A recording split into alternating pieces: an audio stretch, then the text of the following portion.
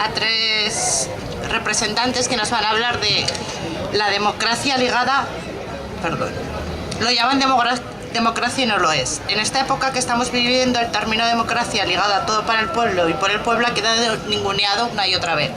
Cada uno de ellos nos va a contar un poco desde puntos de vista diferentes. Tenemos a Isabel Lozano, que es miembro del Comité Central de la UJC, que nos hablará desde el punto de vista de la juventud y la agresión que es por parte del Estado hacia los jóvenes últimamente. Luego tenemos a Francisco Frutos, profesor de Derecho Constitucional.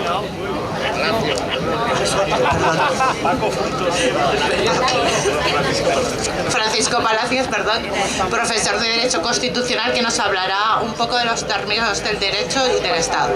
Y para terminar tenemos a Alberto Garzón, economista, que nos hablará un poco también de cómo la economía afecta a la democracia.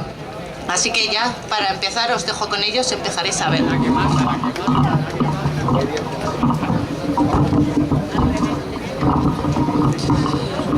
Buenas tardes, camaradas. Ante todo, agradecer al Partido Comunista de Aragón y a la UJC en Aragón que me hayan invitado a participar en este coloquio. Lo que yo quiero hacer hoy es dar unos apuntes Lo que quiero hacer hoy también es dar unos apuntes para el debate y hablar pues de la situación de la juventud, y no solo de la situación actual, sino también de la respuesta que la juventud está dando en este contexto de crisis estructural.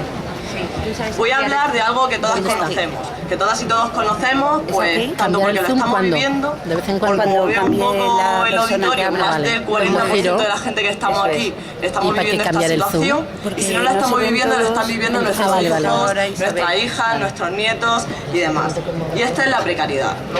La precariedad que tanto hemos hablado, tanto hemos analizado y tanto conocemos, pero la precariedad no solo de la forma que nos afecta a esta generación en particular, sino la precariedad que afecta a generaciones anteriores, porque ahora mismo vivimos en la precariedad más o menos la juventud y la gente que llega hasta los 40 años de edad de esta situación.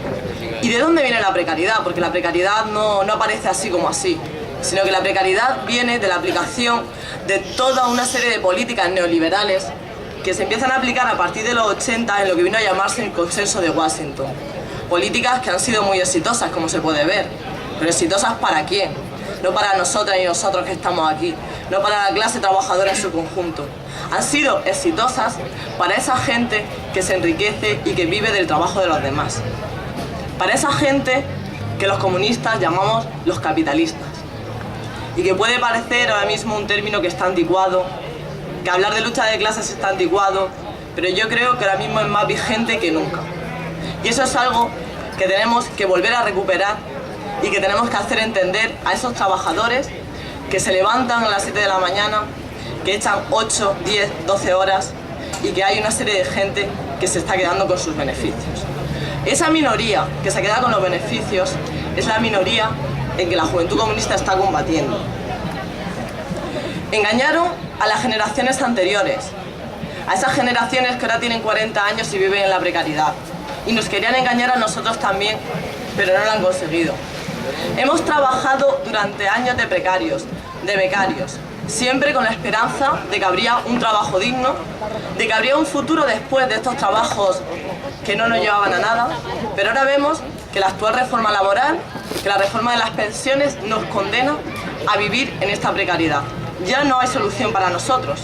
Estas reformas vienen a perpetuar la forma de vida que teníamos. ¿Y qué pasa? ¿Qué hacemos nosotros? ¿En qué situación nos queda la juventud en este contexto? Además, nos ocurre esto a la generación más formada. Y no la generación más formada en un plano elitista, sino en un plano de lucha de clases. Somos la generación más formada porque nuestros padres y nuestras madres lucharon para que nosotros pudiésemos acceder a la universidad. A finales de los 70, en España no había más que 700.000 licenciados. Y ahora hay 4 millones de licenciados. ¿Qué ocurre con esto? Que al sistema no le interesa. Estamos en un sistema productivo que no necesita de mano de obra cualificada. Y esa lucha histórica y ese derecho que nosotros, que la clase, hemos conquistado, ahora mismo es un derecho que no le sirve al sistema, que no lo quiere. Pero de todas formas, la situación de la juventud Poco ha cambiado desde los 70 hasta ahora. Estamos en unas tasas de paro de más del 50%, estamos en unas tasas de temporalidad de más del 60%, entendiendo la temporalidad como el índice que mide la precariedad, como el índice más fehaciente que mide la precariedad. Pero es que estos datos, aunque puedan parecer alarmantes y lo hayamos escuchado muchas veces, no son los peores. El problema es que estos datos solo representan al 25% de la juventud, porque solo el 25% de los jóvenes han podido acceder al mercado de trabajo. Hay un 75% de los jóvenes que nunca han accedido y que no computan en las estadísticas. Si ahora hablamos que hay más de 5,5 millones de parados, hay casi 1 millón de jóvenes que ni siquiera aparecen en la estadística. Ese es el dato más dramático. Y además hablas de generación Nini. Además quieren culpabilizar a los jóvenes. Y el problema es que este sistema productivo no ofrece salida a la juventud, no crea empleo. Y ante todo esto, que, bueno, tampoco estoy contando nada nuevo. Hemos analizado muchas veces la situación, pues, no solo de la juventud, del paro y demás, no estoy contando nada nuevo. ¿Qué respuesta se está dando? ¿Qué respuesta estamos dando a la juventud? Pues la juventud está dando una respuesta, evidentemente. Y esa respuesta la lleva dando desde el 2006, que empezamos con las luchas de Bolonia. Que empezamos con las luchas contra la privatización de la universidad. Y ahora estamos viendo esas consecuencias directas.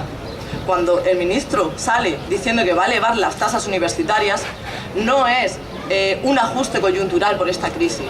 Es un elemento estratégico que estaba dentro del plan Bolonia. Es una lucha que la juventud llevamos abanderando desde el 2006. Y en esa lucha, evidentemente, la UJC con el movimiento estudiantil. También estamos luchando con la marea verde, con las demás luchas estudiantiles y apoyando, por supuesto, las luchas obreras. ¿Qué más respuestas está dando la juventud en este contexto de crisis? Pues ha salido a la calle y ha tomado las plazas en el 15M, que con sus aciertos y sus errores ha sido una de las mechas que ha prendido el foco de movilizaciones que llevamos desde el año pasado, con sus aciertos y con sus errores.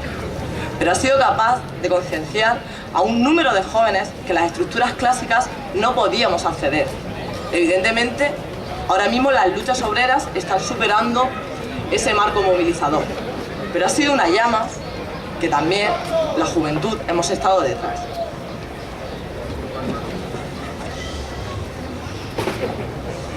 ¿Qué debemos de hacer ahora? ¿Cuál es el papel que nos toca como jóvenes, como comunistas? El papel que nos toca es de la acumulación de fuerzas. Acabamos de abrir un ciclo movilizador y nuestro papel tiene que ser de nexo, de unión, de los movimientos sociales con los movimientos sindicales, de los movimientos juveniles con los movimientos obreros. Ese debe de ser nuestro papel como comunistas. Y sobre todo el proceso de acumulación de fuerzas y de movilización sostenida, porque acabamos de empezar.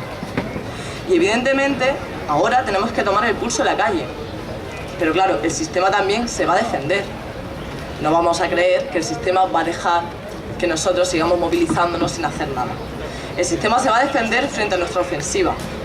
Y ya de por sí ejerce una violencia estructural, que es la violencia que todos sufrimos con los recortes, con los ajustes y con todas las políticas que se están llevando a cabo, pero además hay una violencia explícita, que es la violencia que estamos viendo ahora mismo todos los días en la calle, cuando se reprime una manifestación, cuando se reprime una lucha legítima del pueblo. Esa violencia también es otro de los elementos que a mí me gustaría que hoy surgiesen a debate, porque a medida que se va agudizando la lucha de clases, se va agudizando también la violencia del Estado. Y es un elemento que tenemos que tener en cuenta. Si comparamos, por ejemplo, las movilizaciones que hubo en el 29S, en la huelga general, y los detenidos que hubo, en concreto, dentro de la UJC, que fueron 4 detenidos, y los comparamos con la del 29 de marzo, estamos hablando de que han aumentado el doble. Pero ya no solo los detenidos en una huelga o los detenidos en tal, sino el nivel de represión que se está ejerciendo entre todas las movilizaciones, el nivel de persecución social de activistas, de sindicalistas que se está dando, incluso la nueva reforma del Código Penal, que ahora nos podrán extender más aquí, que ya reprime hasta la resistencia pasiva. Yo creo que todos estos elementos tenemos que empezar a tomarlos en consideración porque van a formar parte del propio proceso movilizador que se nos viene encima. Y la verdad, tenemos que estar preparados porque creo que es una situación que ahora mismo nos puede desbordar. Ante todo esto, sabemos que el conflicto se va a agudizar. Hay que organizarse y estar preparados. Y como síntesis, si empieza a pasar, y sobre todo que creo que he dado bastantes pinceladas, pero quiero que estos sean elementos de debate para ahora, para el coloquio, decir que todo lo que he dicho se puede resumir en una idea central. Y la idea central es que el marco constitucional del 78 está roto. Está roto, no da respuesta a la juventud y no da respuesta a la situación actual. Y que nuestra propuesta y nuestra alternativa tiene que ser la superación de ese marco con una tercera república socialista con democracia participativa. A partir de ahí paso la palabra a mi compañero Paco Palacio.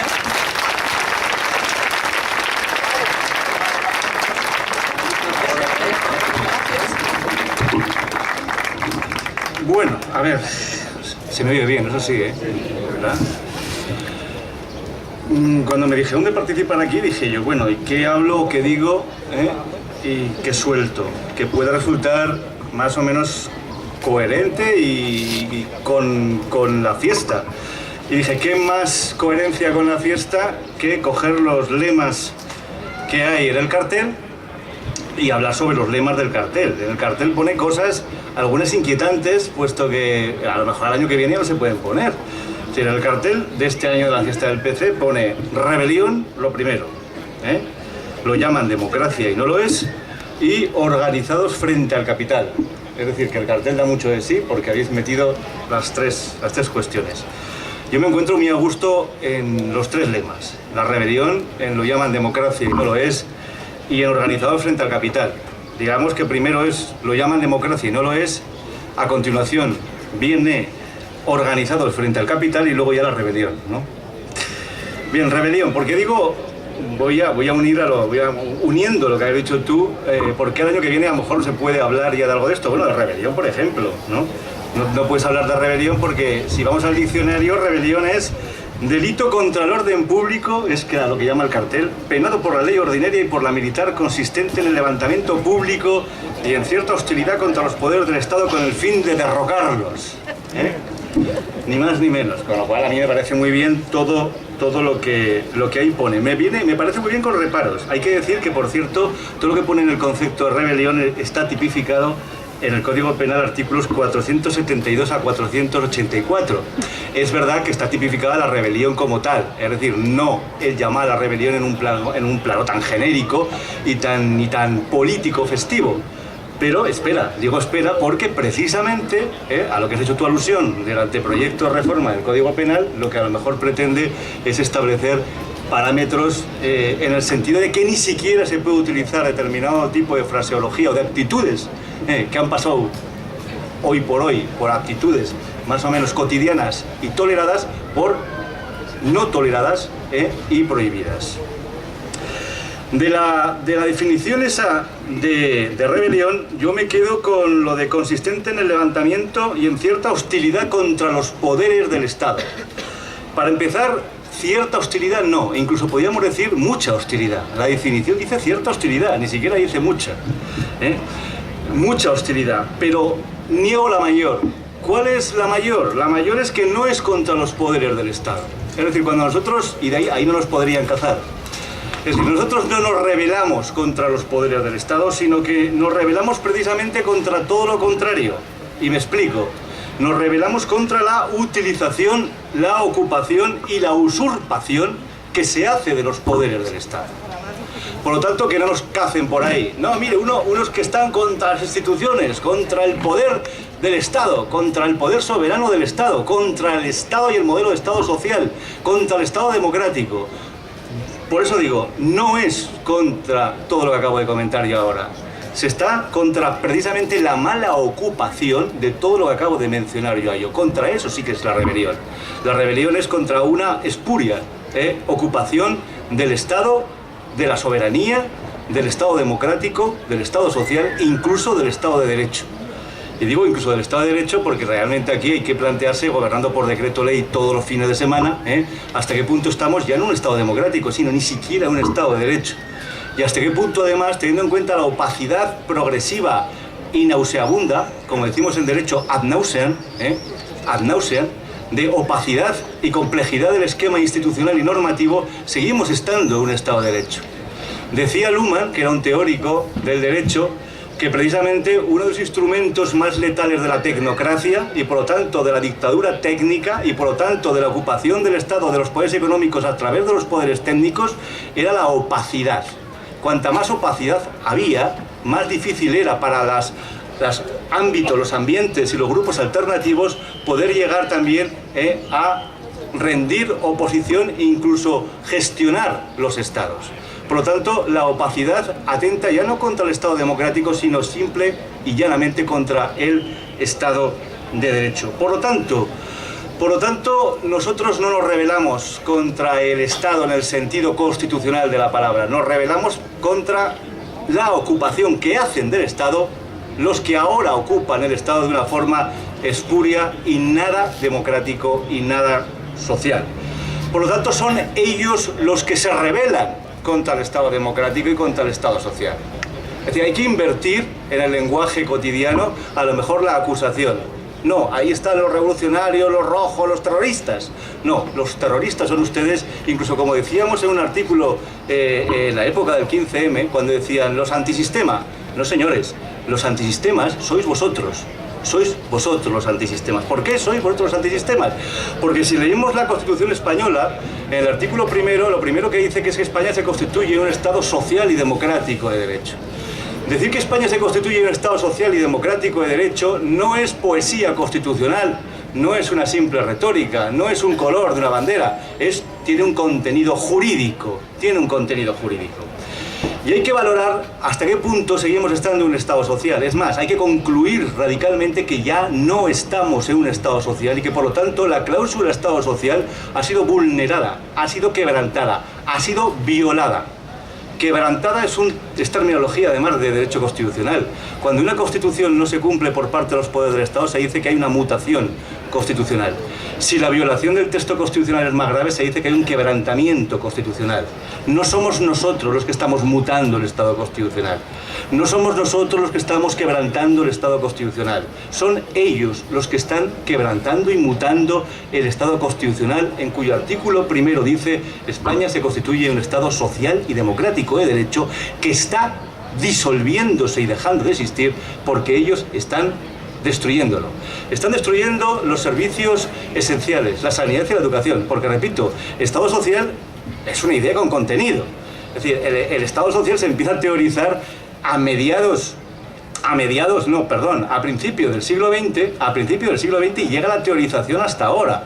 Y los contenidos que tiene el Estado social fundamentalmente son tres: servicios esenciales, educación y sanidad, servicios de previsión, ¿no? Y derechos de previsión, todo lo relacionado con jubilaciones, con enfermedad, seguros de enfermedad, con viudedades, con orfandades, con subsidios de desempleo, con indemnizaciones de despido. Todo eso forma parte a lo mejor también de un sistema de previsión. Y en tercer lugar, la tercera pata, un sector público fuerte, un sector público soberano, un sector público que contemple el control o la propiedad por parte del Estado de los sectores estratégicos del mismo, de los servicios esenciales, que estén en poder o bajo control del Estado. Todos los procesos de privatización de las últimas décadas en este país. A veces somos demasiado generosos analizando, y no deberíamos serlo aquí, analizando las primeras décadas de este proceso llamado, mal llamado democrático. Es decir, desde el 82, la llegada del Partido Socialista Obrero Español al poder, vivimos ya una demolición del Estado social. Lo primero que hace, y yo siempre digo lo mismo, dicen, no, bueno, ¿cómo que? No, sí, el Estatuto de los Trabajadores tiene fecha del 80, a partir de ahí solamente hay reformas a peor en el Estatuto de los Trabajadores, todos son reformas a peor, no hay una sola reforma a mejor del Estatuto de los Trabajadores, que no es obra del Partido Socialista, además, obrero español, sino obra de unos consensos previos a la llegada del Partido Socialista. En segundo lugar, el sector público queda laminado y fulminado en la década de los 80 y en la década de los 90, en función primero de las políticas del felipismo y de Felipe González, como ya dijo Marcelino Camacho, además, precisamente al final de la década, en varios escritos que yo recomiendo volver a releer, sobre todo porque además atisban lo que va a pasar después. El bueno y el recordado de Marcelino Camacho ya hace un balance tan negativo del felipismo que dice, y además va a tener esto unas consecuencias letales de cara al futuro. Por lo tanto, no somos nosotros, son ellos los que se han cargado y han laminado el Estado social. Lo mismo han hecho con el Estado democrático, es decir, seguimos viviendo bajo una especie de sufragio censitario encubierto. ¿Qué es el sufragio censitario encubierto? Evidentemente podemos todos votar, pero estamos en un sistema mayoritario corregido. Ellos lo dicen al revés, dicen un proporcional corregido, ¿no? Es mentira, el sistema DON es un sistema mayoritario corregido por el cual los votos nuestros valen 5 veces menos que los votos de los partidos mayoritarios. Eso yo le llamo sufragio censitario encubierto. Se llamaba sufragio censitario, como bien sabéis, cuando solo podían votar los que tenían dinero. Los que no tenían dinero no podían votar. Ahora no ocurre eso, todos podemos votar. Pero ¿cuánto vale nuestro voto? ¿Cuánto vale el voto de todos los que estamos aquí? 5 veces menos, porque nos cuesta 5 veces más sacar un diputado que lo que suele costarles a los partidos mayoritarios, sea el Partido Popular o sea el Partido Obrero Español.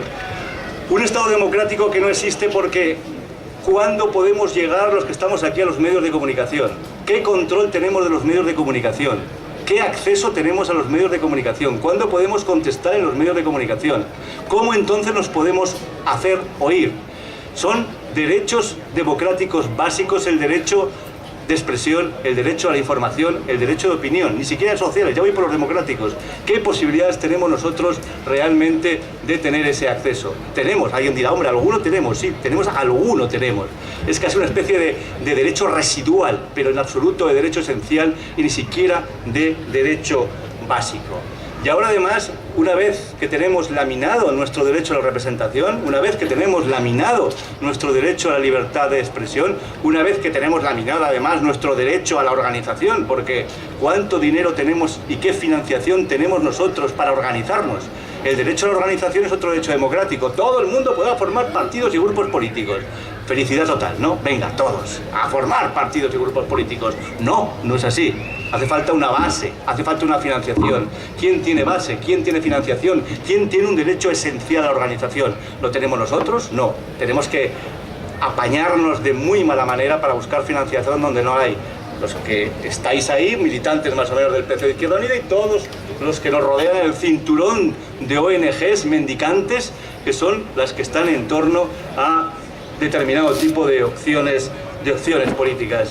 Y ahora, como colofón, como resulta que un derecho fundamental básico es el derecho de manifestación y el derecho de expresión callejero, que hasta ahora no les molestaba demasiado, parece que empieza a molestarles ya un tanto. ¿Y qué van a hacer ahora? Pues ya lo que faltaba, cargarse ya esencialmente el Estado democrático en lo que quedaba. ¿Qué quedaba? Pues el derecho al pataleo. Sí, es verdad, quedaba el derecho al pataleo. Pero en cuanto han visto que el derecho al pataleo ya empieza a ser preocupante y que las calles se van a llenar de gente, porque cada vez hay mayor indignación y mayor, por lo tanto, movilización, ¿qué van a hacer? Criminalizar la protesta.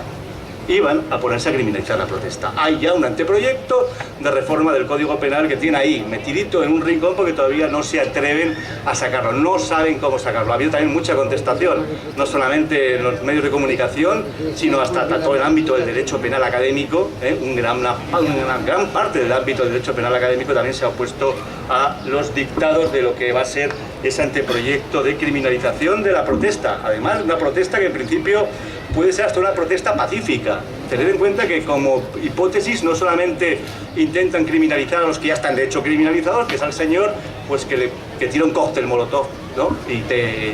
y te quema pues lo que sea, un container, un banco, sino que van a criminalizar, digamos, la protesta pacífica de sentadas de encadenamientos. Pero como decía antes también, cuando me digas que pare, paro, ¿eh? Porque yo fíjate tú, y tengo aquí 20 y voy por segundos una vez. Dale. Contra el Estado de Derecho. También el Estado de Derecho. Para mí es importante todavía incidir en una cuestión, la opacidad en la que estamos introducidos. Rescatar el concepto sociológico y politológico de tecnocracia. Sobre todo porque tiene mucha presencia la tecnocracia. Como ha dicho Alberto esta mañana, está ocupado las cúspides de los principales países más comprometidos económicamente por tecnócratas.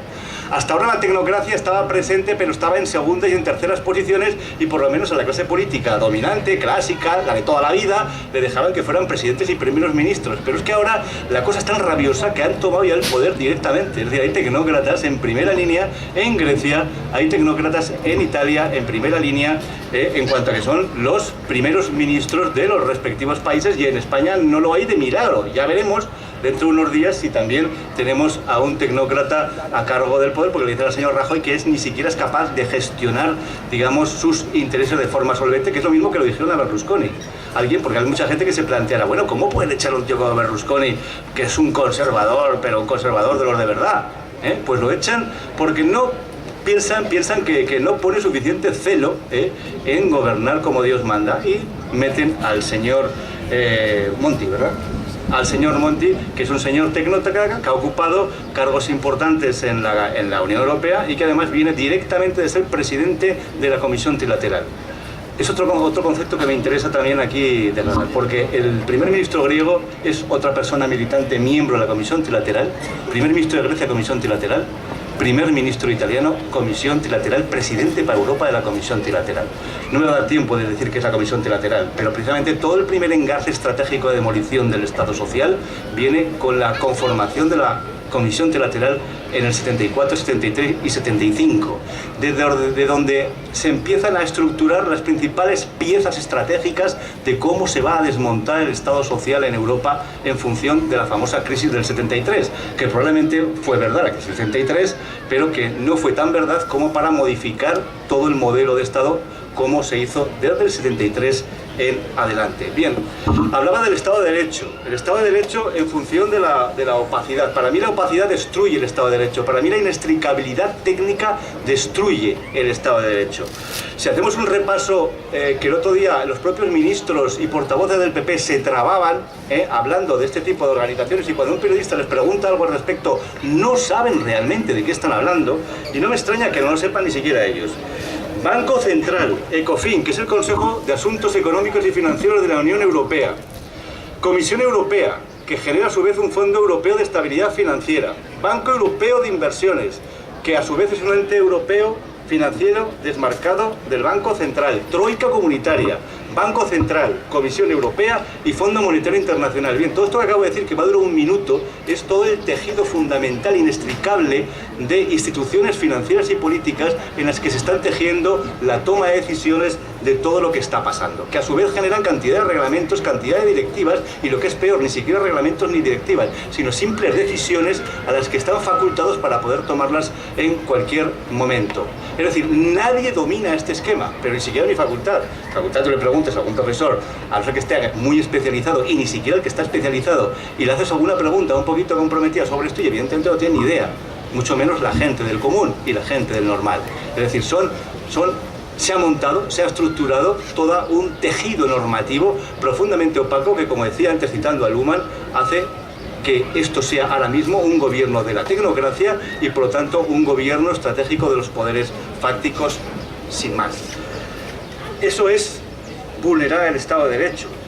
Para no hablar de las vulneraciones ya más groseras y más evidentes, es decir, gobernar por decreto ley todos los fines de semana es una vulneración del Estado de Derecho. Se gobierna por decreto ley porque hay una urgencia y una necesidad imperiosa de hacerlo.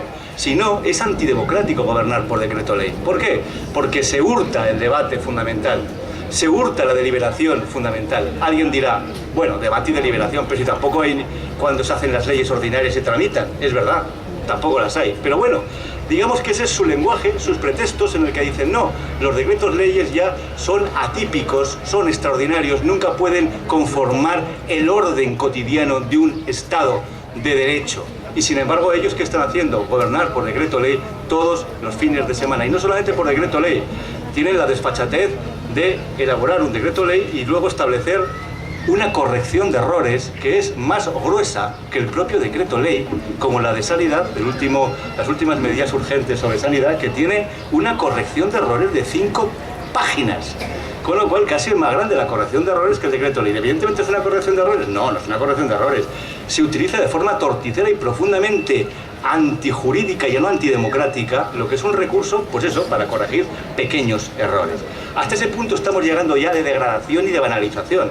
Amén de que, por supuesto, el Parlamento sea, y se me ocurre un término muy grosero, sea un sitio execrable donde no dejan hablar a nadie que no sean los partidos mayoritarios, como también Alberto decía esta mañana, y cuando el compañero se pone a hablar, huyen todos del hemiciclo, o bien le dan la espalda y se ponen a hablar chillando, además, no dejando además oír lo que dice. Por lo tanto, llegamos además a constatar que el Parlamento es una institución muerta, y no solamente el Parlamento, hasta el propio boletín oficial del Estado, hasta la propia arquitectura jurídica del Estado se está convirtiendo en una especie de fantasma, de zombie. A veces decimos, no, la sociedad se está convirtiendo ya en un zombie económico.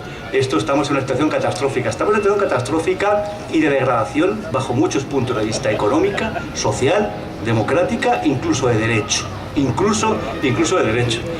Tengo ejemplos para todo.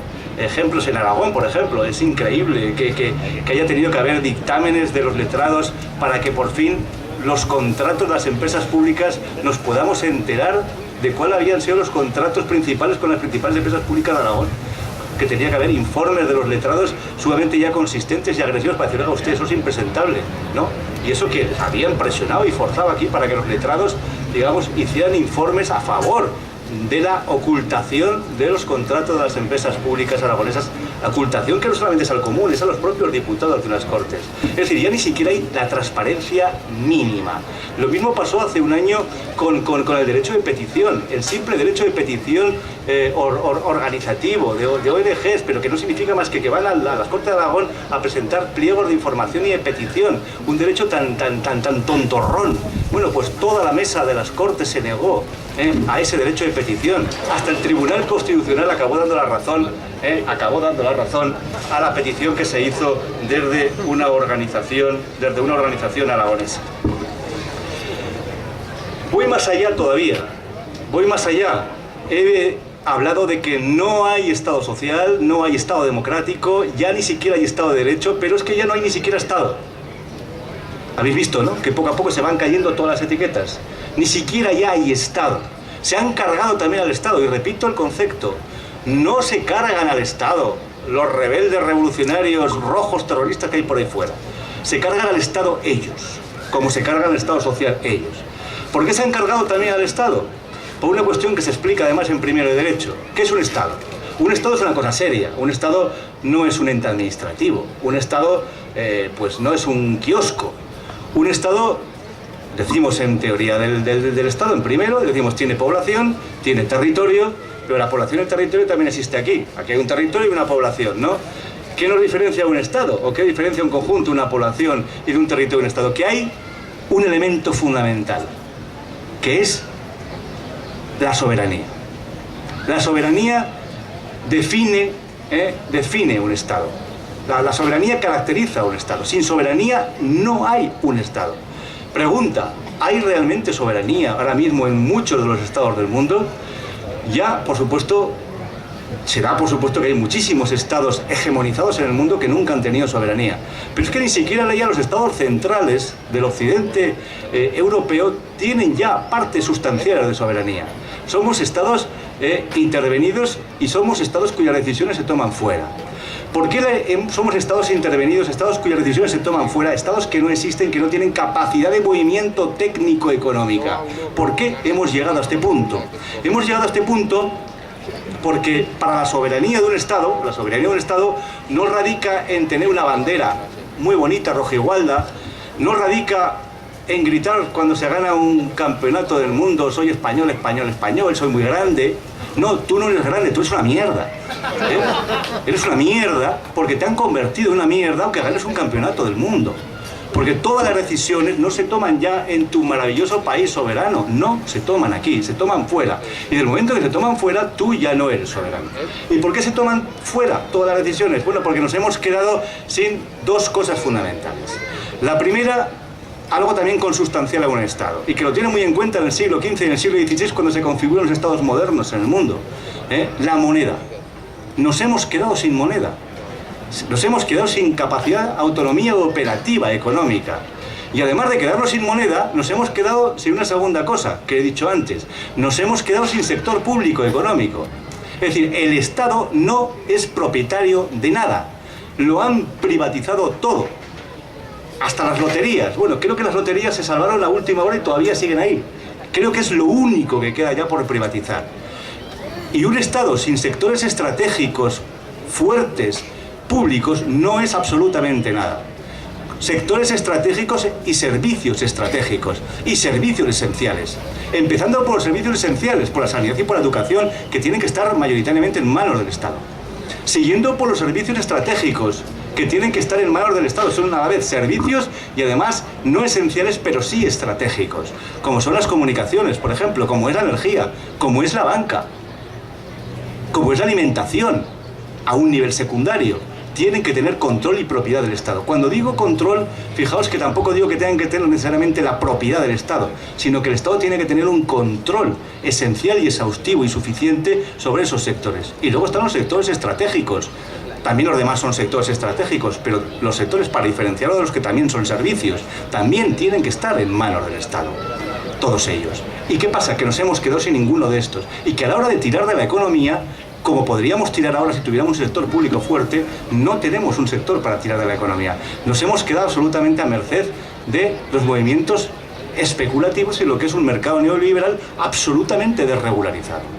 Por lo tanto, ¿qué nos queda de la soberanía? No nos queda más que la bandera, la marcha militar, y digo la marcha militar en un día muy adecuado porque cuando desfilaban, mañana, ¿no? El día de la victoria, y la selección española de fútbol, que con toda seguridad no va a volver a ganar además la Eurocopa, con lo cual va a haber una mayor frustración y decepción a nivel nacional, ¿no? Yo no quiero que gane, porque si no, eso nos servirá a lo mejor para tirar todavía del carro entusiasta durante una temporada, y tampoco es cuestión. También quiero decir otra cosa. ¿Cuánto tiempo llevo? 20 minutos. Cortaré dentro de poquito. También quiero decir otra cosa. Es importante hablar de nacionalización. A veces se acusa siempre a la izquierda de tener la deformación nacionalizadora, estatalizadora. Desde hace mucho tiempo se lleva planteando que la izquierda no quiere para nada nacionalizar solo, quiere socializar. Ahora también está de moda en ambientes alternativos, está sobresalientemente de moda, y yo me alegro mucho, la economía social, la economía cooperativa, la economía de apoyo mutuo. No consiste solo en que el Estado tenga sectores en su poder nacionalizados, sino también es interesante que haya una economía socializada, que esté en manos de la sociedad civil. La sociedad civil, como dicen ellos, ¿sí? Vamos también a reivindicar el concepto de sociedad civil, porque ya veis, ellos en contra del Estado siempre te ponen la sociedad civil. Es verdad, aceptemos el reto, pero eso sí, digamos, la sociedad civil _popular, para desmarcarnos de lo que es la sociedad civil mercantil, que es en la que piensan ellas, la sociedad civil económica, que es en la que piensan ellas de economía y de empresa privada. No, la sociedad civil popular, la economía, la sociedad civil popular reivindicativa de la economía socializada, no nacionalizada, sino una economía en manos privadas, pero en manos privadas comunitarias y en manos privadas sociales. Que por cierto, esa es una opción que habían tenido cuando la socialdemocracia, mal llamada socialdemocracia, a partir de los años 70 y 80 en Europa, opta por apuntarse a los procesos de privatización. Tenía otra opción, que era la socialización. ¿Qué pasa? ¿Que usted dice que el Estado es muy pesado y que no puede soportar todo este peso? Bueno, voy a darle la razón, que no se la doy, pero bueno, vamos a suponer que se la damos. Usted, en lugar de privatizar hacia el sector privado, puede privatizar hacia el sector civil popular, hacia el sector social. No se hizo ningún intento de socializar lo nacionalizado hacia el sector social. Se viabilizó y canalizó todo hacia el sector privado empresarial. Hay un lema, el lema de 3 minutos me das. Hay muchas cosas, es que claro, es que si nos ponemos hay muchísimas. Que coste, fíjate, tú estás acostumbrado a tener disciplina porque nos dan 3 minutos, ¿no? A ver, 3 minutos, y un reloj además, y si no, esa voz áspera y desagradable del presidente que te riñe, ¿no? Y te echa broncas y tal. Bien, le llaman democracia y no lo es, y sobre la democracia. Bueno, también la democracia es una reflexión casi histórica.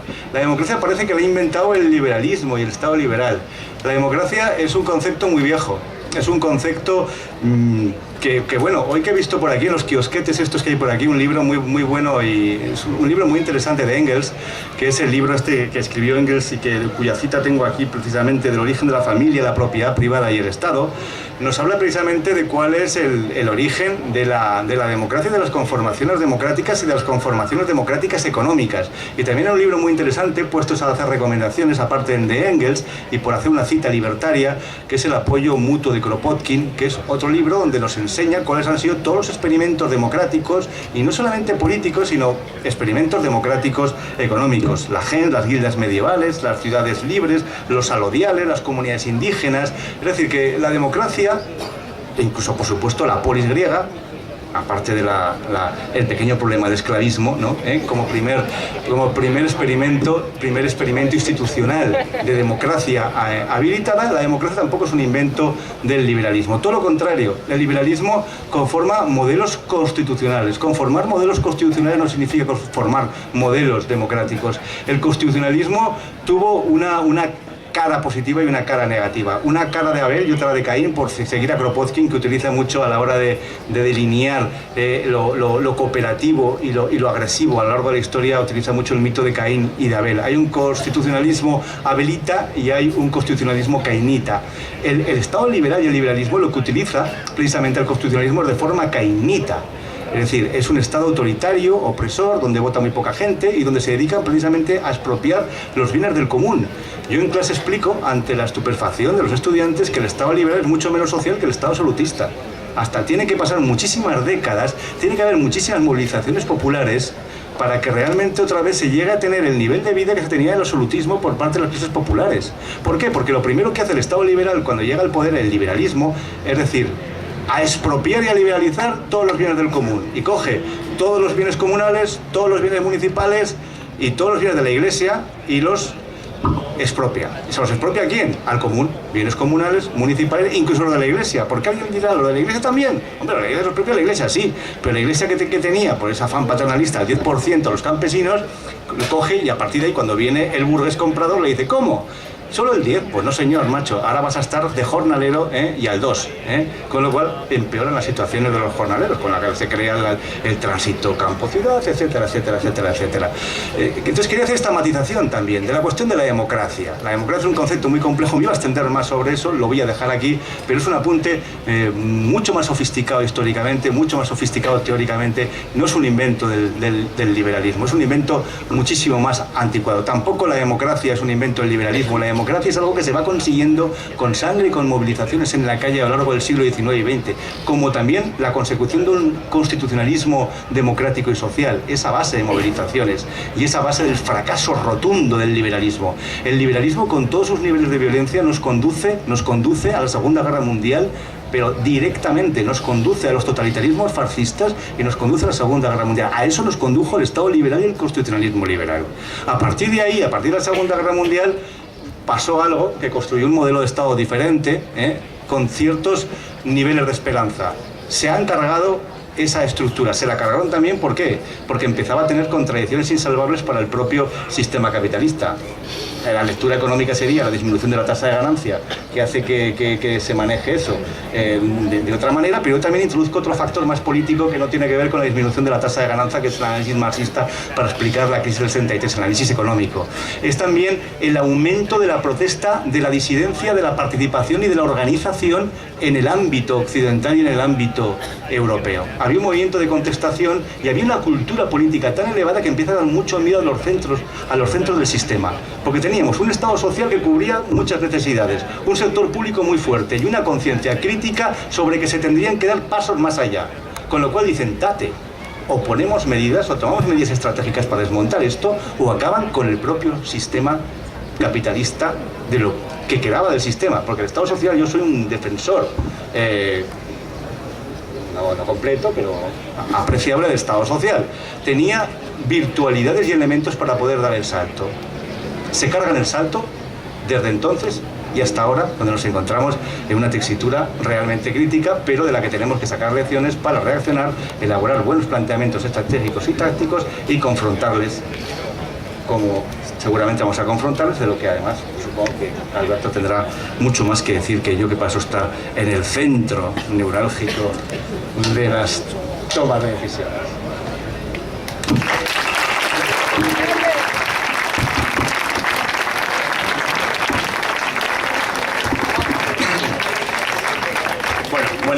buenas tardes a todos y a todas. Como no puede ser de otra forma, lo primero, agradeceros aquí la presencia y también la invitación a la organización, al Partido Comunista de Aragón, para esta sesión en la que participo.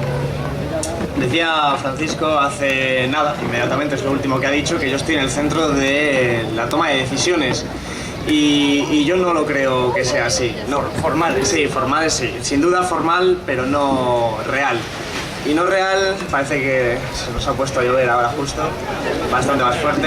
Bueno, lo primero que yo voy a intentar hacer una exposición muy breve, espero, pero sobre todo muy pedagógica, que nos permita entender algo muy concreto, y es la respuesta a la pregunta: ¿qué son los mercados? ¿Por qué? Pues que todos estos fenómenos que estamos sufriendo últimamente, en los últimos años, a raíz de la crisis económica, están poniendo de relieve que realmente las entidades formales que se supone que habrían de gobernar, los parlamentos nacionales y los gobiernos, pues efectivamente, finalmente, no son las que gobiernan. Un símbolo quizás muy gráfico fue el señor Zapatero, a que como comprenderéis no le tengo mucha estima, pero en cualquier caso, cuando fue a la Unión Europea un 10 de mayo del 2010, creo recordar, y al volver reconoció que tenía que aplicar unos planes de ajuste muy severos que incluían la disminución del salario de los funcionarios y otra serie de medidas de recortes del estado del bienestar. Y a partir de entonces comenzó un ciclo en el que se reconocía directamente que los mercados eran los que dominaban y los que tomaban las decisiones. A partir de ese momento empezó formalmente en las televisiones, en los medios de comunicación e incluso a nivel de la calle, la obsesión por la confianza, porque toda la política tenía que estar subordinada a proporcionar confianza a los mercados financieros, se entiende.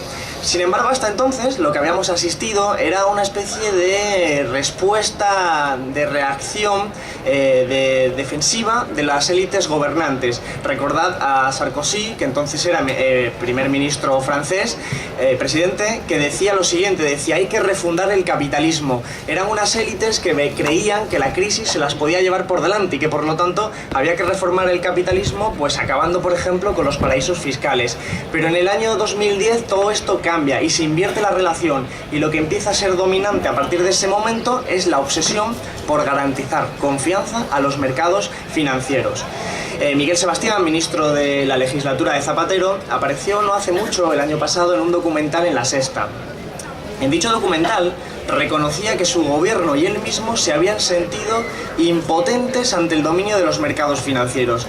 Decían: nosotros realmente queremos hacer algo distinto, pero no podemos, no tenemos los instrumentos, son realmente los mercados los que acaban dominando. Y ese reconocimiento es un reconocimiento duro, que se suma a elementos que quizás hemos dejado pasar de lado demasiado, pero que son tremendos símbolos de una ruptura del sistema democrático. Y son, por ejemplo, y han hecho referencia a Paco hace nada, precisamente los que tienen que ver con Grecia y sobre todo con Grecia, pero también con Italia y con otros países. Recordad que Grecia llevaba más de un año y medio haciendo recortes, y la Unión Europea, la Comisión Europea, la llamada Troika, a lo que ha hecho referencia también en la exposición anterior, no habían dicho ni mu, al contrario, empujaban esos ajustes, empujaban esos recortes, pedían que Grecia hiciera muchos más recortes, mucho más ajustes. Sin embargo, el día que el presidente griego levanta la mano y dice: proponemos hacer un referéndum, no lo estamos pensando, de hecho ni siquiera estaba planificado, fue una sugerencia, sugirió hacer un referéndum para decidir sobre la deuda pública. En ese momento los mercados se pusieron a temblar, y fue entonces, precisamente entonces, cuando movieron hilos para que el presidente griego fuera finalmente destituido y esa operación de promover un referéndum fuera finalmente abortada. Es la relación que tiene que ver entre la democracia y el mercado. La democracia tal y como la hemos conocido hasta entonces, tal y como nos la han vendido en los libros de texto, y el mercado tal y como es realmente.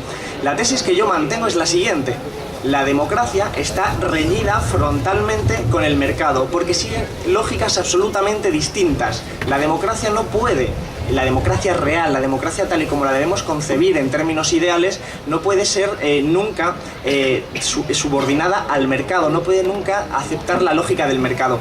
El mercado, en cierto sentido, es democrático. En cierto sentido, el mercado es democrático, pero allí no son los votos de una persona los que determinan la influencia o la capacidad de decisión, sino son el capital, el dinero que mantiene la gente. Cuanto más dinero tiene, más capacidad tienes de tomar decisiones. Por lo tanto, en un mercado hay una democracia, pero donde no son los votos los que lo determinan, sino el dinero. Por lo tanto, cuando uno va a un mercado, el que tiene mayor capacidad de decisión es la persona o la entidad más rica. ¿Pero qué son realmente los mercados? Porque evidentemente los mercados, pues a nosotros, incluso si uno no está formado en economía, casi que nos llama, la palabra nos llama al típico mercadillo de pueblo, de ciudad, pero realmente no nos dicen nada más allá de esa cuestión, y sin embargo sabemos que tiene que haber algo más. ¿Qué son los mercados? Pues los mercados son, para que nos entendamos, lugares donde se compra y se vende, donde hay sujetos que compran y sujetos que venden. Y efectivamente un mercado de una ciudad es un mercado, pero también es un mercado una librería, porque hay elementos, gente, sujetos que venden y sujetos que compran. El problema son los mercados financieros. Los mercados financieros también se compra y se venden, pero no son ya bienes materiales, sino derechos de propiedad sobre ganancias futuras. Por ejemplo, las acciones. Hay muchos mercados financieros. Está el mercado de acciones, que es el mercado donde se compran y se venden derechos de propiedad sobre las empresas. Está el mercado de deuda privada, que son las empresas cuando deciden pedir prestado, pero en vez de pedir prestado a un banco y pedirle un préstamo, lo que hace es que emite unos papeles y dice: quien me compre estos papeles tendrá derecho a recibir un 3%, por ejemplo, cada año hasta dentro de 10 años, por ejemplo. O están los mercados de futuros, donde se intercambian derechos de compra y venta de contratos vinculados fundamentalmente a las materias primas. O está el más que conocido, desgraciadamente por la actualidad, mercado de deuda pública. Bien, para entender el funcionamiento de estos mercados, a mí me gustaría hacer un ejercicio muy práctico. Es el ejercicio de entender qué son los fondos de inversión. Probablemente todos nosotros los que estamos aquí hemos escuchado alguna vez hablar de los fondos de inversión, pero quizás no comprendamos lo que es. Sabemos lo que es porque lo hemos visto. En los bancos te ofrecen: hazte un fondo de inversión, te damos un 3% anual. Y tú, pues en vez de tener tus ahorros en una cuenta corriente, en un depósito, pues te contratas ese fondo de inversión. Y hay muchos fondos de inversión. Pero la pregunta es: ¿y ese dinero de dónde sale? Ese 3% del fondo de inversión que me van a dar al año, ¿de dónde proviene?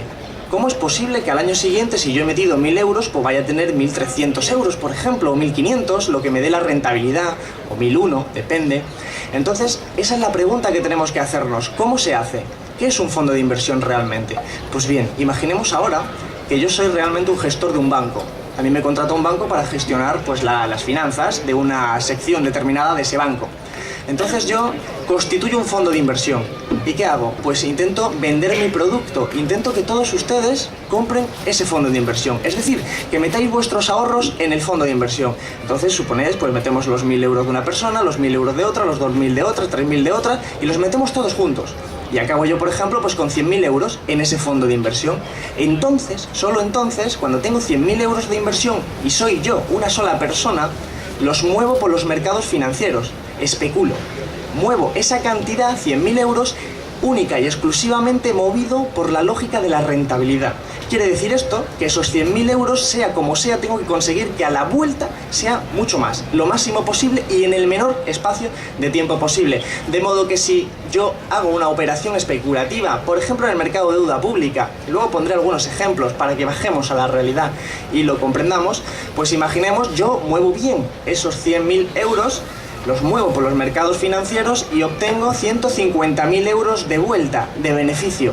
Me queda una gran parte, que en muchos casos llega incluso al 70%, y aún así me sigue sobrando beneficio, ese 30% de beneficio. Pues ese 30% de beneficio lo reparto y os lo doy a vosotros. Ese es vuestro 3% que habéis contratado en el fondo de inversión. Así que vosotros habéis metido dinero en el fondo de inversión, 1.000 euros, y habéis recibido 1.003 euros. Pero ese dinero viene de una operación en el mercado financiero, que puede ser, insisto, muchos mercados diferentes, deuda pública, deuda privada, lo que sea. Ahora bajaré a entender esa cuestión.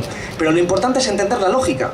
Ese gestor del fondo de inversión lo que maneja son grandes cantidades de dinero, que es la suma de todos los ahorros. Y como la democracia de mercado es que cuanto más dinero tenga, más capacidad especulativa tienes, más me interesa a mí que haya más gente participando en ese fondo de inversión. Y hay muchos fondos de inversiones. Los fondos de inversiones más tradicionales son los fondos de pensiones. Cuando nos dicen fondo de pensiones no se están refiriendo a la pensión clásica que nosotros conocemos del sistema de reparto del sistema público. No, un fondo de pensiones es un fondo de inversión, pero que en vez de que vosotros metéis 1.000 euros o 2.000 euros cada vez que queráis, el fondo de pensiones lo que hace es que contratas con el banco que desde aquí hasta que te jubiles vas a pagar una comisión, un porcentaje de tu sueldo que va a ir metiéndose al fondo de pensiones. Ese fondo de pensiones va a ir nutriéndose de esas aportaciones de vuestro sueldo y va a ir moviéndose especulativamente. Y cuando os jubiléis, entonces os devolverá la cantidad total más los beneficios que os corresponden por haber especulado. Siempre y cuando tener presente que la especulación no siempre sale bien. La especulación puede salir incluso mal y podéis perder dinero. Esa es la lógica del mercado. Pero entonces tenemos fondos de pensiones que siguen esa lógica y son los formatos, digamos, más conocidos, más simples. Pero también hay otros fondos de inversión que son más difíciles de acceder. Por ejemplo, los hedge funds son un tipo de fondo de inversión altamente especulativo, es decir, que se arriesga muchísimo más. Pero claro, por ejemplo, esos hedge funds son fondos de inversión que en muchos casos lo que requieren es una inversión inicial de 1 millón de euros. Así que si tenéis 1 millón de euros podéis participar. Si no lo tenéis, como probablemente no lo tengáis, porque entre otras cosas dudo que estuvierais aquí, pues no podréis participar. Fijaros que esto que estoy diciendo no es política ficción. Si ustedes van por las calles de las principales ciudades, encontraréis muchas sucursales, cada vez menos por el entorno de crisis económica, pero podréis encontrar sucursales especiales, sucursales que dicen que son banca privada. Y pone banca privada, por ejemplo la de Santander es Banif. Y si entráis, bueno, suelen tener una fachada mucho más bonita, la del Santander pues es muy bonita, es muy minimalista, blanca, de mármol y con un logo enorme pone Banif, ¿no? Que te da hasta miedo entrar. Pues una vez tú entras, lo que te vas a encontrar es a una persona enchaquetada que te va a decir que cuánto estás dispuesto a invertir. Y como no llegues a más de 150.000 euros, no vas a poder entrar, te va a invitar a salir de ahí. Pues precisamente porque son negocios especializados de la banca tradicional que están especializados en darte la mejor rentabilidad. ¿Qué quiere decir esto? Que los más ricos tienen mayores oportunidades de especular y les van a mover el dinero de una forma mucho más profesional para poder obtener esa rentabilidad de la que yo hablaba. Bien, esa rentabilidad. ¿De dónde procede esa rentabilidad? ¿De qué mercado? Pues por ejemplo, el mercado de acciones.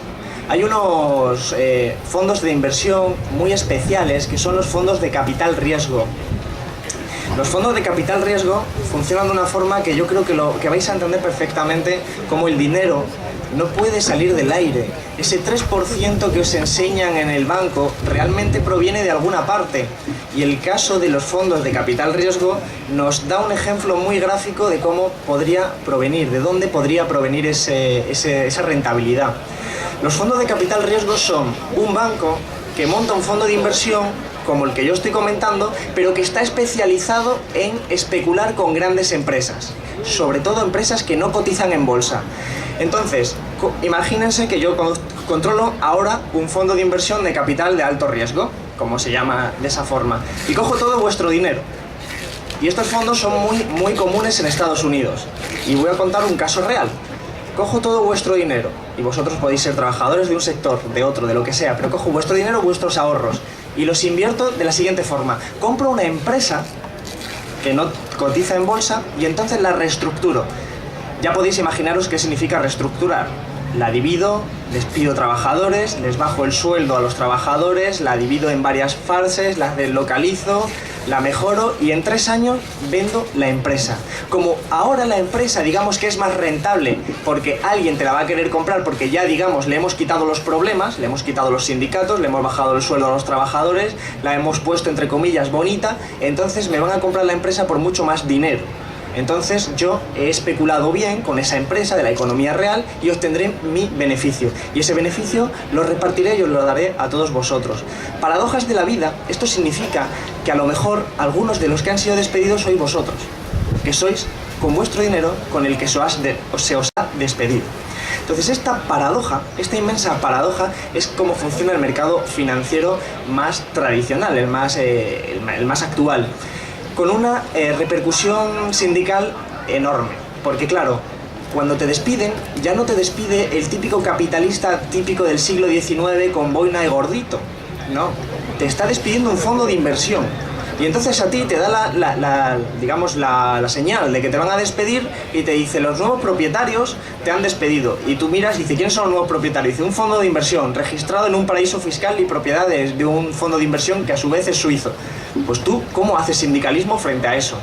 Pues eso realmente es dinero que está acumulado para especular y moverse por el sistema financiero. En este caso se especula contra una empresa de la economía real, pero podría especularse, por ejemplo, con la deuda privada, con la deuda pública, con las materias primas. En el año 2008, en verano, cuando el sistema financiero se viene abajo, lo que ocurre es que directamente se utilizan los fondos de inversión, se van a especular, como ya no pueden especular con las hipotecas subprime, a lo que van a especular directamente es con las materias primas. Entonces se van al llamado mercado de futuros. Yo os sugiero que os informéis un poco cómo funciona. Y el mercado de futuros lo que hacen es que con esa especulación el efecto, en vez de producir despidos como en el caso que yo he comentado anteriormente, lo que se produce es que subes el precio de los alimentos y matas de hambre a la gente en otra parte. Entonces hay muchos documentales sobre esta cuestión. Porque, ¿qué es un fondo de inversión realmente? Yo lo he dicho, puedo ser yo gestionando todo vuestro dinero. Y entonces mi poder proviene de la cantidad de dinero que yo gestione. ¿Cuáles son los más peligrosos? Pues los que más dinero gestionan. Pero fíjense, yo realmente cuando voy a mi oficina, no yo el real, sino el del ejemplo, para que me entendáis, cuando voy a la oficina como gestor de un fondo de inversión, ante lo que me encuentro son ante muchas pantallas. Pantallas que son cada mercado financiero. Y yo, mi único propósito es que si tengo 100.000 euros, tengo que convertirlo en lo máximo posible después. Entonces miro todas las pantallas y miro a ver en cuál especulo. Y a lo mejor me da por especular contra una empresa de la economía real, o me da para especular contra Bankia, o me da para especular contra un país entero, como puede ser Grecia, como puede ser España, como puede ser cualquiera. El único problema es que yo tengo que conseguir más dinero, y me da igual los efectos que generen la economía real después. Y esto es precisamente lo que le preguntaban a un especulador en el mercado de Chicago, al que le dijeron: ¿sabe usted que está matando de hambre a la gente en el tercer mundo porque está utilizando actividades especulativas contra las materias primas? Y dijo: bueno, eso no es de mi incumbencia, este es mi trabajo. Y su trabajo era salir a su oficina en un rico barrio de Chicago para mover el dinero a través de unas pantallas, y el efecto real, dada la globalización, era matar de hambre a la gente en el tercer mundo. No solo en el tercer mundo, pero ese era el efecto real. Y a él le daba igual. De hecho, a él le daba igual, y además en cierto sentido tiene razón, porque es la lógica del capitalismo. Si a esa persona la despiden porque tenga problemas de conciencia, se contratará a otra persona que haga lo mismo. Es decir, el problema es que así funciona el capitalismo. Un ejemplo muy concreto podría ser lo mismo, pero aplicado a la deuda pública española. Porque a la deuda pública también se le puede especular, y se le puede especular a partir de muchos rumores. La deuda pública, para que nos entendamos, imagino que ya estamos todos familiarizados, desgraciadamente, con esta deuda pública, incluso con nuestra amiga y familiar prima de riesgo, pero en cualquier caso conviene explicarlo brevemente. Un Estado, como un hogar, como una empresa, tiene ingresos y tiene gastos. Los ingresos son fundamentalmente los impuestos. En otro tiempo también eran los beneficios de las empresas públicas, pero prácticamente no quedan empresas públicas, así que el grueso de los ingresos de un Estado son los que provienen de los impuestos. Y los gastos son los que se derivan del mantenimiento, fundamentalmente, del estado del bienestar. Cuando los ingresos son superiores a los gastos, no hay problema. Ahorras y por lo tanto te permite incluso gastar un poquito más, como cualquier empresa, cualquier familia. Pero cuando resulta que por cualquier circunstancia, véase una crisis económica o porque es tu decisión de política económica, los gastos se te van por encima de los ingresos, tú tienes lo que se llama un déficit público. Y entonces necesitas compensar esa diferencia pidiendo dinero prestado. Es entonces cuando un Estado, por ejemplo España, se encuentra en esa circunstancia y entonces va a un lugar donde va a pedir dinero. Ese lugar es un mercado, pero en este caso es un mercado de deuda pública. Entonces es el Estado español yendo a un lugar y diciendo: necesito 10 millones o 10.000 millones de euros para mi política económica. Y entonces, por la otra parte, habrá sujetos que están especulando con la deuda pública. Especulando en el sentido académico del término, intentando hacer una ganancia.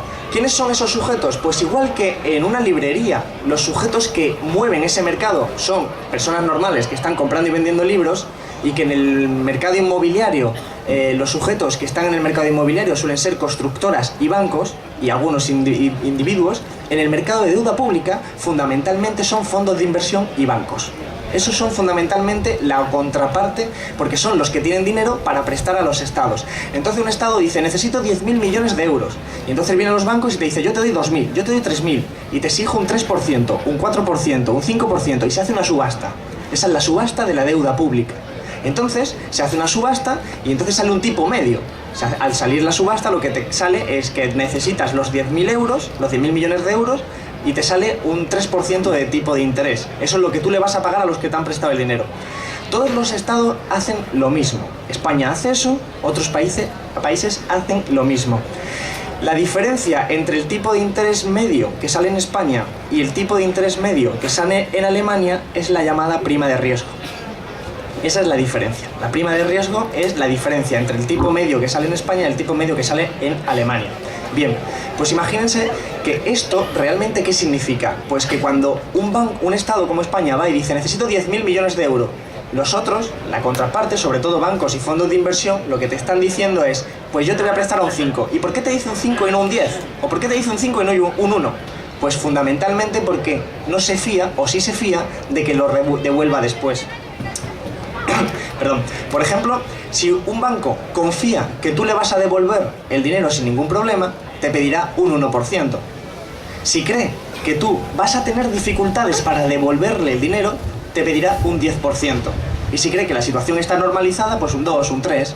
Entonces, ¿qué significa? Que cuanto más se desconfía de un estado, más te piden. Y por lo tanto, más caro te resulta pedir prestado. Si desconfían de ti, al final te van a pedir mucho más dinero, y si tú, como necesitas de forma efectiva ese dinero, al final vas a tener que pagar una gran cantidad en intereses. Ese es nuestro problema hoy en día, que pagamos más en concepto de intereses. En estos presupuestos del año 2012 pagamos más en concepto de intereses que por prestaciones por desempleo. Es decir, de nuestros impuestos se va más dinero a pagarle a los bancos que nos han venido prestando dinero que a lo que pagamos para mantener a la gente que no tiene empleo. Pero bueno, volvemos a la cuestión de la especulación. Normalmente ese es el sistema normal, o sea, un banco te compra ese título porque en el fondo el banco lo que hace es que te da un dinero y se queda un papel que dice deuda de España. Voy a recibir un 3% cada año hasta dentro de 10, y dentro de 10 me van a devolver el total, y por lo tanto yo he salido ganando, me he llevado lo que al final a los 10 años me he llevado lo que yo presté, y cada año me he ido llevando intereses. Estupendo. ¿Qué ocurre? Que el mercado financiero es mucho más complejo que todo eso. Entonces, ese banco se lleva ese papel y se lo puede vender a otro banco, y a otro banco, y a otro banco, etc. Es más, los fondos de inversión normalmente son propiedad de otros fondos de inversión, que a su vez son propiedad de otros fondos de inversión, y que normalmente están registrados en paraísos fiscales para no pagar impuestos, y por lo tanto para que sus beneficios no tengan que pagar impuestos a los respectivos estados. Bien, ¿qué ocurre entonces si, digamos, surge un rumor diciendo que España está a punto de ser rescatada? Pues que entonces, cuando España vaya a pedir prestado, pues los inversores, los llamados bancos y fondos de inversión, te pedirán mucho más dinero. Bien, hay infinitas formas de especular contra la deuda pública, y os invito a participar en cualquier documento, o a leerlo, cualquier documento que explique las formas de especular con una deuda pública. Voy a poner una muy sencilla. Se puede especular sin tener el título de deuda. Es decir, vamos a ver, por ejemplo, hay unos mercados que se llaman los mercados de CDS, que puede ser relativamente complicado, pero yo creo que si lo entendemos, comprenderemos la naturaleza de la economía moderna, para entender qué es la democracia que hoy domina, esa no democracia. Los CDS son unos seguros de impago. Imagínense que un banco contrata presta dinero al Estado y se queda con un papel que dice que tiene títulos de España. Entonces, ese papel te da dinero al 5%. Vamos a poner un 5%. Yo qué sé, Francisco compra al Estado, es otro banco, compra al Estado y tiene un papel que dice que al 5% va a recibir cada año. Pero tiene miedo de que España finalmente no le pague. Entonces coge y ISA, que es una empresa aseguradora, le ofrece seguridad como una compañía de seguros. Entonces Francisco, que tiene un título que dice que le van a pagar al 5% cada año, lo que hace es que suscribe un seguro con ISA. ISA lo que va a hacer es recibir una cantidad cada mes, por ejemplo un 3% cada mes, siempre y cuando no pase nada. Es decir, mientras España siga pagando, Francisco se lleva un 5%, pero le paga un 3% a ISA. Parece que todo funciona bien. el contrato lo que incluye es una cuestión que dice, si España deja de pagar, entonces Francisco le da el título entero a Isa e Isa le tiene que pagar a Francisco el título entero. Por lo tanto, desde el punto de vista de Francisco es perfecto, porque siempre va a ganar como mínimo un 2% y si España quiebra, por lo menos no ha perdido nada en absoluto, al contrario, ha recibido ese dinero. ¿Qué ocurre? Pues que Isa realmente lo que ha hecho ha sido prestarle, bueno, una especie de inversión fácil, porque Isa ni siquiera ha tenido que poner dinero. Isa le ha dicho, yo te protejo, si te pasa algo ya te pago yo, y mientras tú me vas pagando cada año. Entonces Isa no ha tenido que hacer ninguna inversión y siempre le va a salir rentable, siempre y cuando no pase nada. Porque, por ejemplo, a una aseguradora que fue AIG en Estados Unidos, hizo exactamente lo que estoy poniendo en el ejemplo que hizo Isa. Hasta el punto que ocurrió lo que no se esperaba que ocurriera, que es que no pagara porque quebrara la entidad. Entonces Isa, imagínense que ha asegurado no solo a Francisco, sino a todos los que están en la deuda pública, pues de repente lo que le llegan son un montón de títulos de los que se tiene que hacer frente. Como no puede, pues quiebra. ¿Y entonces quién lo paga? El Estado. Y esa es la realidad de lo que pasó con AIG. Pero más triste todavía, Francisco se ha asegurado de la quiebra de España, pero porque tiene un título que dice, yo tengo que España me va a pagar un 5% y me quiero asegurar por si pasa. Pero es que podría ocurrir que Francisco no tuviera el título de deuda pública y entonces se puede asegurar. Es decir, Francisco puede contratar un seguro que dice que si España quiebra, él cobra. Pero él no tiene nada que ver con España, no tiene ningún título de propiedad. Para que nos entendamos y de forma muy gráfica, como se suele decir, es como si todos vosotros os aseguráis que mi casa se incendia. Y estoy seguro de que tenéis muchas ganas de que se incendie, porque cobraríais. Si mi casa se incendia, vosotros cobráis. Pues es exactamente lo mismo. Bueno, ¿eso es legal? Sí, es perfectamente legal. Y es perfectamente lo que está ocurriendo en la economía real. Entonces, ¿qué ocurre? Que si uno gestiona fondos de inversión con mucho dinero y tiene a su disposición medios de comunicación, puede mandar muchos rumores, que es lo que se llama el inicio de los tambores de guerra. Empiezan a sonar los tambores de guerra y entonces empiezan a decir, uy, España qué mal va, España mal porque no va a acabar pagando. Claro, la misma persona que está diciendo eso pertenece a una empresa que tiene un montón de títulos interesados en que España pues tenga que pagar más tipos de interés. Y entonces es ahí donde están los conflictos de intereses. Entonces, España, un movimiento especulativo, por ejemplo, puede hacer que España tenga que pagar el doble por su deuda pública. Y eso es lo que ha venido ocurriendo, por eso nuestros intereses han ido engordando.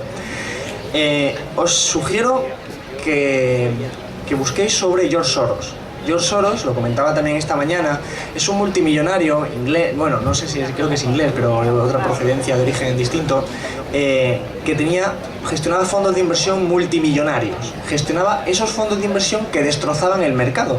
Porque imagínense ustedes lo que significa jugar a subastas, que eso es al fin y al cabo lo que es el mercado, pero en la que todo el mundo más o menos tiene el mismo dinero. Pues parece razonable. Pero en este caso estamos hablando de que en esa subasta de repente te entra una entidad que maneja el triple o 5 veces más dinero que el resto todos juntos. Pues George Soros lo que hizo fue especular contra un estado entero, contra el Reino Unido. Especuló apostando contra el Reino Unido, contra la moneda del Reino Unido. El primer día hizo una operación a través de una operación relativamente compleja con mercados de futuros contra el Reino Unido. Entonces el Reino Unido, para defenderse, lo que hizo fue dedicar sus reservas de dinero y hacer la operación contraria, para anularlo. George Soros hizo una operación A, por ejemplo, y el Banco de Inglaterra hizo la operación B, para anularlo. Al día siguiente abren otra vez los mercados y George Soros vuelve a insistir y hace la misma operación y gasta el mismo dinero. Entonces el Banco de Inglaterra hace la operación contraria para defenderse. Y al tercer día, ¿sabéis qué pasó? Que George Soros hizo la operación y el Banco de Inglaterra no tenía dinero. Así que el Banco de Inglaterra se rindió, elevó la bandera blanca y entonces renunció a ser miembro de la zona euro. Entonces Inglaterra no está en la zona euro precisamente porque una sola persona aprovechó un fallo en el sistema financiero, encontró un lugar donde podía atacar a un país entero y ganó. Lo mismo ocurrió con Brasil. Por además, el dinero que gastó, 50.000 millones de libras, el Banco de Inglaterra, fue dinero perdido. Dinero que desapareció porque hizo una operación para simplemente neutralizar el ataque. Pues sencillamente una sola persona tumbó un país entero. Por cierto, no solo se lo tumbó, sino que multiplicó sus riquezas, porque era una operación especulativa directamente. Pues eso pasó también en Brasil, en Indonesia. La historia económica reciente del neoliberalismo está basada en procesos especulativos por los cuales muy pocas fortunas, gestionando fondos de inversión que suman mucho dinero, son capaces de hundir economías enteras. ¿Qué poder tiene España frente a un ataque especulativo de esa característica si un país como el Reino Unido no pudo aguantar? El único país del mundo que puede aguantar esos ataques especulativos es precisamente Estados Unidos. Y es precisamente Estados Unidos por dos razones. La primera, porque su moneda es una moneda de reserva internacional, cuestión que tiene que ver con las cuestiones monetarias, una moneda que quiere todo el mundo, el dólar. Y la segunda es porque, bueno, son tres. La segunda, porque tiene un ejército que la verdad es que asusta. Y la tercera, porque la mayor parte de los fondos de inversión son estadounidenses. Y claro, los estadounidenses normalmente no quieren atacar a sus países, a su propio país. Entonces normalmente lo que atacan son a países que podríamos decir son los países débiles. Son como tiburones buscando sangre. Y si ven sangre en Grecia, van a por Grecia. Y si ven sangre en España, van a por España. Y en realidad esa es su única lógica. Piensen que realmente no hay maldad. Lo que yo estoy intentando aquí explicar es que no se trata de maldad o avaricia. Que no se trata de que esto lo hagan así, sino porque su lógica es esa. Su lógica es la de hacer dinero, es la lógica de la rentabilidad, la lógica del capitalismo. Y si tienen que hundir un país, a ellos les da igual que como comentaba antes lo de las materias primas. Bueno, en esta circunstancia, dar confianza a los mercados, ¿sabéis lo que significa? Darle confianza a ellos. A esos sujetos que especulan contra los países y que especulan contra todo. Y como se puede comprender, como se ha podido ver desgraciadamente, dar confianza a ellos es imposible. Porque ellos no entienden de valores, ellos no son el padre o la madre que entienda lo que le quieres decir como el sujeto rebelde. En absoluto, son sencillamente sujetos económicos que siguen la rentabilidad. Por eso, fíjense que lo decía Zapatero, cuando Zapatero, por cierto, reconoció que la única forma que tenía para hacer lo que quería era pedirle por favor a los bancos que se comportara bien. Cuando Zapatero se dio cuenta que tenía que llegar dinero a la economía real, le dijo a los bancos, por favor, prestarle a la economía real, yo os doy dinero, ¿no? El plan de Zapatero era el siguiente: tengo 50.000 millones de euros, yo se los doy a los bancos al 1% y los bancos nos lo prestan a nosotros al 5%. Ese era el plan de Zapatero, de la socialdemocracia, generosamente hablando, como decimos. Que es un plan aberrante, porque significa le estamos dando dinero, nuestro dinero que pagamos por impuestos, a la banca para que la banca nos lo preste a nosotros. Bueno, ¿qué hizo la banca? La banca dijo, mira, Zapatero me da dinero al 1% y me pide que se lo preste a esta gente al 5%. Y dice, pues no, porque si yo lo presto en los mercados financieros y especulo contra el propio Zapatero, gano un 10. La banca dijo, ¿yo para qué voy a ganar un 5 si puedo ganar un 10? Y entonces la banca lo que hizo fue hundirle los planes a Zapatero y evidentemente incrementar la deuda pública española. Terminando un poco toda esta historia, lo que quiere decir es lo que el propio Zapatero o el propio Rajoy acaban de reconocer, es qué punto de la prima de riesgo es en el que están los mercados contentos. Porque si recortas, los mercados se enfadan. Si no recortas, los mercados se enfadan. Si privatizo, se enfadan. Si no privatizo, también. Al final son gobiernos secuestrados al servicio del mercado financiero.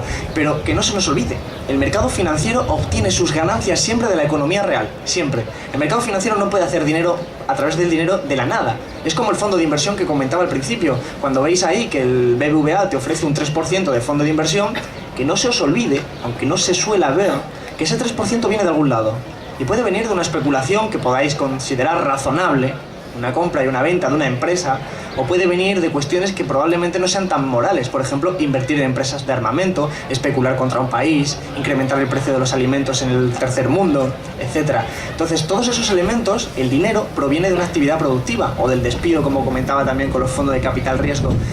Entonces, cuando se dice los mercados son los que dominan, ¿quiénes dominan entonces? Esos sujetos, y esos sujetos son precisamente las clases altas y las grandes fortunas y las grandes empresas, sobre todo financieras.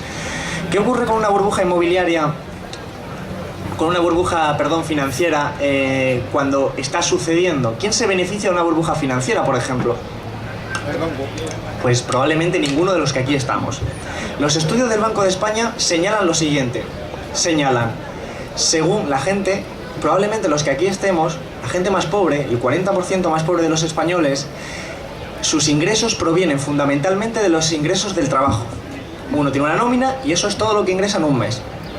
Pero según vas subiendo por estratos de renta, según vas subiendo a clases más altas, a gente que cobra más dinero, el porcentaje de ingresos que provienen del trabajo disminuye.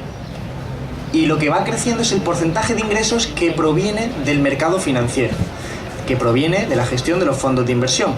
Pues lo que decía antes, en el contexto reciente de burbujas financieras y burbujas financieras construidas sobre la burbuja inmobiliaria, los salarios reales han caído.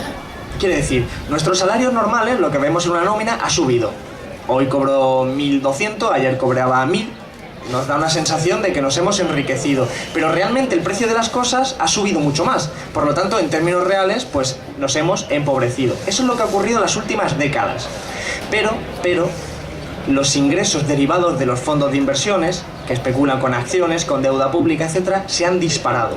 Esto quiere decir que la mayor parte de la población en las últimas décadas se ha empobrecido, porque sus ingresos pues, han ido cayendo en términos de poder adquisitivo. Sin embargo, la gente más rica ha compensado de sobra esa caída con ingresos extraordinarios derivados de la gestión de activos financieros, acciones, fondos de pensiones, etc. ¿Qué estoy diciendo? Que las burbujas financieras y el propio sistema financiero, por norma y por lógica y por obviedad, benefician a quienes más participan en ellos. Quienes más participan en esa democracia, entre comillas, de mercado, son los que más se benefician. Eso explica la alta desigualdad que ha crecido en las últimas décadas, entre otras razones, ¿no? Esa es una de las razones que explica la alta desigualdad. Entonces,